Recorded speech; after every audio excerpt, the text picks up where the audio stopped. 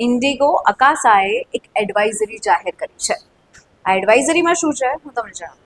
હું છું આયુષી અને વાત કરી રહી છું ઇન્ડિગો વિશે. ત્યારે ખાસ કરીને ભારત પાકિસ્તાનની જે તણાવની સિચ્યુએશન છે તે વચ્ચે ઇન્ડિગો અકાસા અને અન્ય ઘણી એવી મોટી એરલાઇન્સ છે જેમણે તેમના મુસાફરો માટે એમની સુરક્ષાને ધ્યાનમાં રાખીને એક એડવાઇઝરી જાહેર કરી છે, જેમાં કહેવાયું છે કે એર સ્પેસની સુરક્ષાને લઈને એને ધ્યાનમાં રાખીને કેટલાક નિર્ણયો લેવાયા છે.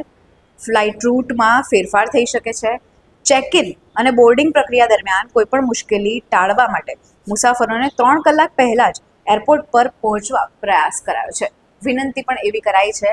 અને ગુજરાતમાં અમદાવાદ એરપોર્ટ પણ અમુક સમય સુધી બંધ કરાયું હતું, જે હવે બંધ નથી, ચાલુ છે, પણ તેના મુસાફરોને વહેલા બોલાવી દેવામાં આવ્યા હતા.